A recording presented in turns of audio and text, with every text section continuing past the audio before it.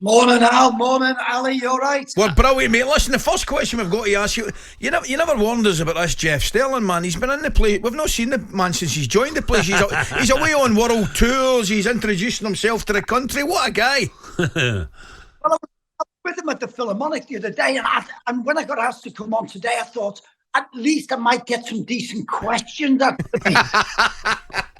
I'm not so sure about that, Tomo. I'm not sure about that, Tom. Maybe you want the 10 o'clock show. Tomo, I think we're in for a good game tonight. Would you agree? Oh, absolutely. And it is. Listen, Craven Cottage, it's lovely, isn't it? But isn't that a problem for people in Fulham feel that way? It's too nice or whatethey can make it a bit of a bear pit because it's an old-fashioned English stadium. It's tight. It's a smaller pitch, so they can make it. And I'm expecting that 2-1. Guys, playing in games like this, you've got to have your attitude right. One goal, you never feel enough. And when you play the second leg away, the opposition are going to be absolutely bang up for it. Yeah. So right from the start, and which is being our problem, is that we don't round run games as you've seen in the Bournemouth match. Yeah, Tom, I was going to say that. Do you think right from the off, Fulham are going to try and get at Liverpool and try and... Look, it's hard to put Liverpool under pressure because of the quality. But, when they get at teams, Fulham, and Williams playing well, wide, they're not bad at all. So I think it's their only chance. They've got to try and take the game early on and get back into it. Isn't that a difficult one, though, Al? Because...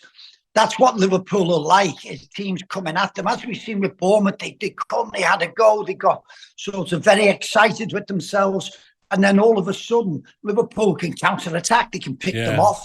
So Marco Silva will probably be in two minds how much, and they will press. Don't get me wrong. From the start, the fans will expect it. They don't want them to sit back. They want to make them comfortable for Liverpool. They will come flying out of the traps.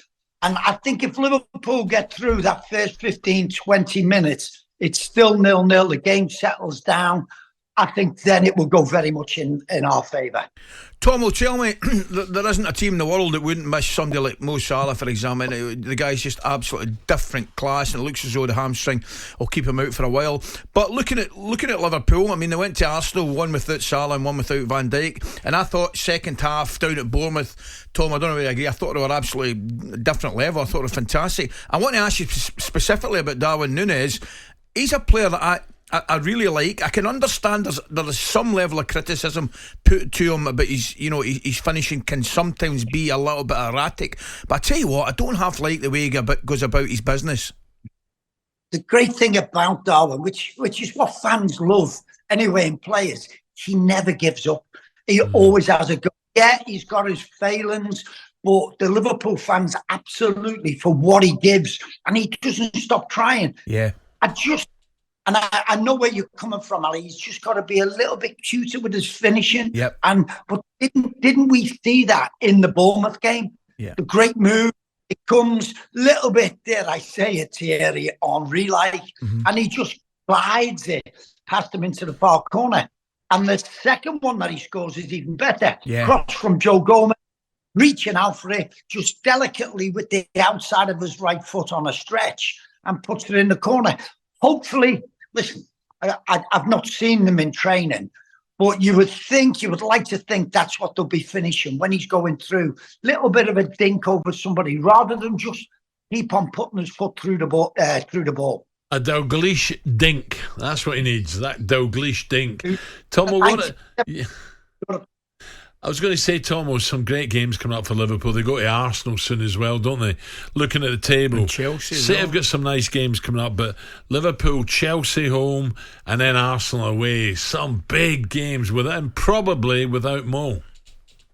Yeah, it is. But do you know the thing that I've admired, not just lately, but this season, is what Klopp has done with his substitutions. How he's made the substitutions at the right time with the right people, and it's changed the course of the game. So he scored so many late goals. But what he's also doing, he's trying to adapt. And I heard you talking about going long with balls. I do think have to adapt at times. Middlesbrough should have done that. But Jurgen Klopp changes that front three, confuses the opposition. He moves Nunez from left to centre, Diaz from right to left.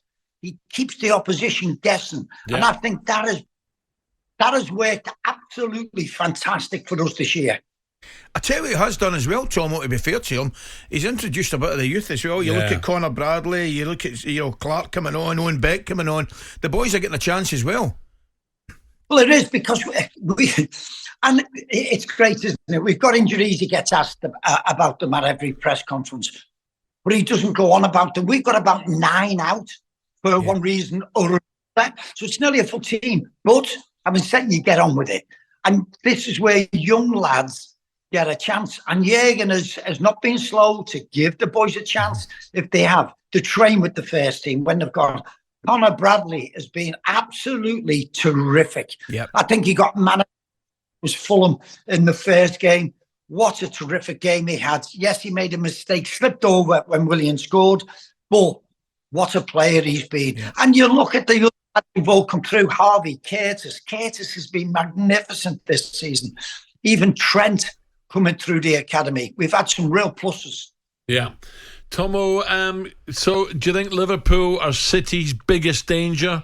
Because City have got a few nice games on paper coming up, and we know when they play, there's some side. Do you think Liverpool can grab them, can win this Premier League? Well, the first thing you got to say, Tomo, before you answer, I'm just looking at it there. Liverpool have only lost 1 game, and that was a dubious one at Spurs. I know it wasn't. And that's what's so special about this team. Again, as I said, we've turned a lot of games round. And we were going through times when people had told Liverpool are on a roll, but we weren't playing absolutely brilliant. We were getting through it. But that's where this confidence comes in you. And I'm seeing that developing in this side, even without Mo, without Endo, without the injured lads. I just think you feel like things are happening with this team. And if there's 2 teams that can go on a run when they're playing well and sort of rattle off 10, 12 games winning, is Liverpool and Man City. I'm a great admirer of City. The way they play is just absolutely astonishing. De Bruyne being back does frighten me. Yeah. And Liverpool and Man City are the best teams, and that's no disrespect to Arsenal. Yeah, agreed. Yeah, Tomo, great to talk again. Thank you. Take care, mate. See you soon. Keep well, Tomo. Thank you. talkSPORT Breakfast with Alan Brazil. Thursday and Friday morning, 6 till 10. On AM, on DAB, via the talkSPORT app and on your smart speaker. talkSPORT.